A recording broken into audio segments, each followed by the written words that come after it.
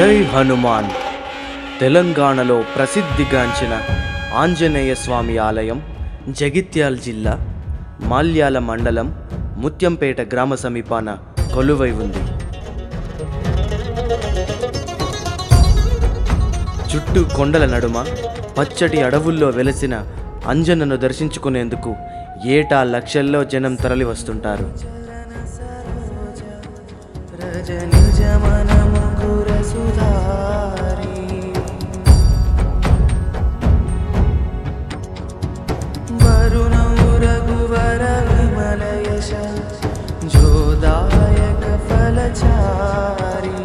ఆ లక్ష్మీ నరసింహునికి ఆంజనేయుడు క్షేత్రపాలకుడై ఆంజనేయుడికి క్షేత్రపాలకుడిగా బేతాళుడు ఉన్నాడు.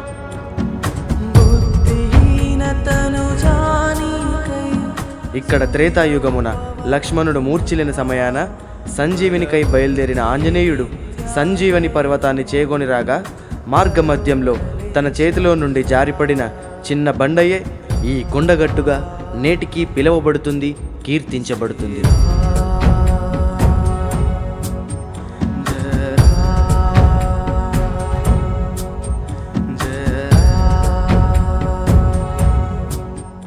ఇక్కడికి మన రాష్ట్ర భక్తులేగాక ఇతర రాష్ట్రాల నుండి కూడా ఆలయాన్ని సందర్శించుకొని పునీతులవుతుంటారు.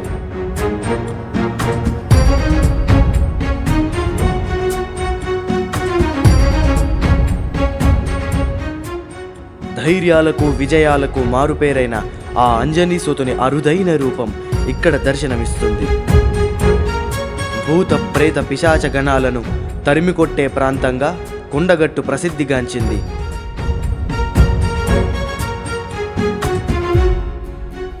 గాలి ధూళి సోకిన వారంతా మండలం రోజుల పాటు ఇక్కడ బేతాళుడి గుడి ప్రాంగణంలో నిద్రలు చేసి అటు ఆంజనేయుడు ఇటు బేతాళుడి అభయాలను అందుకొని మళ్ళీ మామూలు మనుషులుగా తిరిగి ఇంటికి వెళ్తుంటారు. ఇంతటి ఘన చరిత్ర కలిగిన కొండగట్టు ప్రాంతానితో పాటు చుట్టూ పరిసరాలకు ఎంతో ప్రాముఖ్యత ఉంటుంది.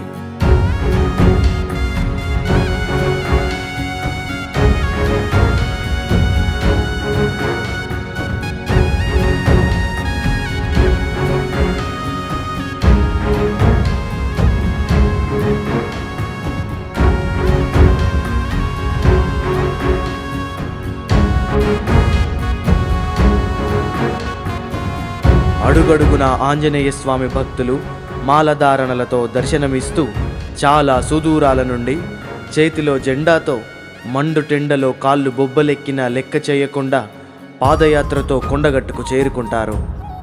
సకల శక్తులు కూడగట్టుకొని భయాలను పోగొట్టుకొని ఆంజనేయ స్వామి దివ్య ఆశీస్సులు పొంది కొండగట్టు కీర్తిని నలుదిక్కులా చాటుతున్నారు.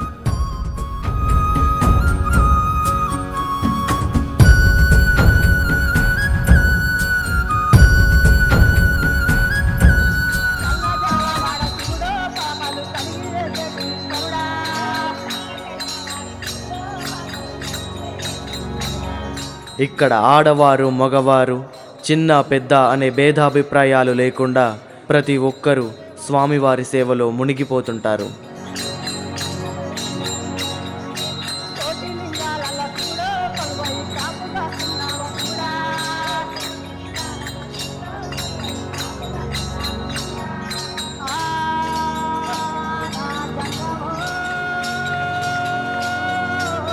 ప్రతి మంగళవారం స్వామివారి భజనలతో అక్కడి భక్తులంతా ఆ హనుమంతుడి సేవలో మునిగిపోతారు.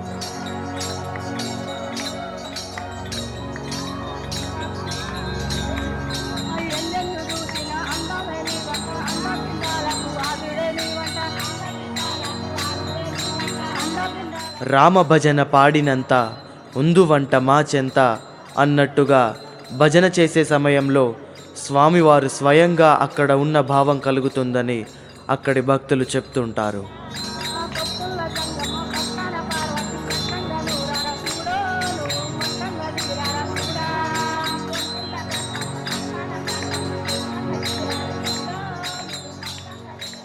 కోరిన కోర్కెలు తీర్చే దైవంగా కొలువైన ఆ కొండగట్టు ఆంజనేయుడిని దర్శించుకోవడానికి ఏటా లక్షలాది మంది భక్తులు తరలి వస్తున్నారు.